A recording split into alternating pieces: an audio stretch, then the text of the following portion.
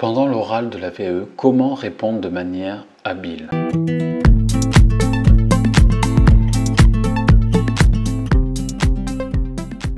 Bonjour, je m'appelle Mathieu, je suis éducateur spécialisé. Si c'est la première fois que vous venez, je vous invite à vous abonner et à activer la cloche et laisser un petit j'aime, ça m'aidera beaucoup. Quand on vous pose une question à laquelle vous ne savez pas vraiment répondre, quand c'est vraiment, on vous pose une question sur un sujet que vous ne connaissez pas, vous ne maîtrisez pas. Par exemple, si vous avez toujours travaillé dans le médico-social et qu'on vous demande, on vous pose des questions par exemple sur comment on accompagne des sans-abri. Concerne donc le social, vous n'avez pas d'expérience.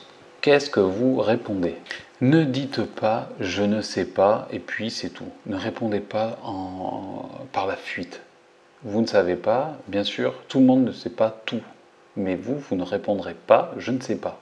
Le métier d'éducateur, c'est aussi une manière de représenter un petit peu le cadre. Vous posez des limites. Donc vous ne pouvez pas fuir. Il va falloir être présent et répondre. Il vaut mieux dire des choses et en précisant qu'on n'est pas sûr, ou dire « il me semble que », ou dire que ce domaine n'est pas celui que vous maîtrisez, mais tentez de répondre quand même. Dites même si ce sont des choses dont vous avez à peine des notions, même si c'est des croyances, n'hésitez pas à dire même le peu que vous connaissez. Ensuite, une autre chose assez importante, c'est qu'à chaque fois que vous allez répondre, la plupart du temps, je vois les personnes qui se présentent à l'oral, ils se précipitent sur comment eux, ils voient les choses, comment eux, ils incarnent les choses dans leur travail. Alors c'est très bien, mais il y a aussi une autre chose à rajouter qui serait pas mal, et c'est peut-être même mieux de commencer par ça, c'est le fait de se repositionner dans un cadre donné. Mettez en évidence que vous êtes conscient de ce cadre dans lequel vous évoluez. Si vous êtes amené à parler de la notion de projet, par exemple, si vous êtes amené à parler de sa construction, ou de sa co-construction, eh bien, au lieu d'expliquer un petit peu comment vous y prenez, rappelez que le projet, que la construction et la co-construction, en fait, ça fait partie aussi, ça renvoie à la loi de 2002, par exemple, et que vous n'échappez pas à cette loi, que vous faites tout un travail qui va dans ce sens-là. Rappelez que la loi de 2002, par exemple, elle a instauré le CVS, que déjà, c'était une manière de chercher l'adhésion et les avis des personnes qu'on accompagne. Les personnes, elles sont consultées. Donc si elles sont consultées à ce moment-là, on peut très bien les consulter pour tout. Et c'est ça notre démarche, tout le temps. C'est ça qu'on cherche à faire. C'est ça qu'on cherche à faire à travers le FALC tous les documents et toutes les démarches dans lesquelles on va les impliquer. Il faut expliquer que vous évoluez dans ce cadre-là, très précis.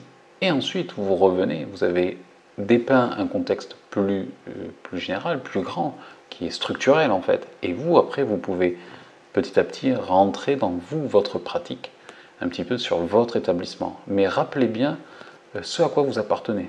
Et ensuite, vous aurez tout le loisir d'expliquer comment vous faites vivre ça, puisque vous avez votre manière d'être, de votre personnalité.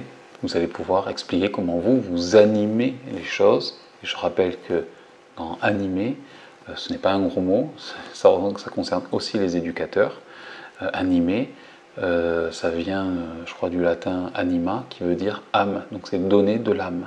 Et ça, en général, quand on explique comment on donne dans le métier, comment on donne de l'âme aux choses à travers les activités, on n'est pas avare de mots, on a beaucoup de choses à dire. Mais justement, puisque la plupart du temps on a beaucoup de choses à dire sur ce sujet-là, sachez aussi remettre les choses dans leur contexte de manière plus générale. C'est un petit peu comme en politesse. On parle d'abord, on va dire, du contexte général, on ne parle pas de nous, on parle de nous à la fin. Donc on resitue les choses et après on parle de votre pratique concrète. N'oubliez pas que si vous avez besoin d'une aide efficace pour atteindre un but précis, vous avez en description en lien quelque chose qui pourra vous aider. Dans ce lien, je vous propose une solution pour ne plus être seul face à vos difficultés. Et surtout, vous trouverez comment je mets en place une stratégie personnalisée à votre cas pour que vous avanciez et pour qu'on puisse résoudre vos difficultés ensemble.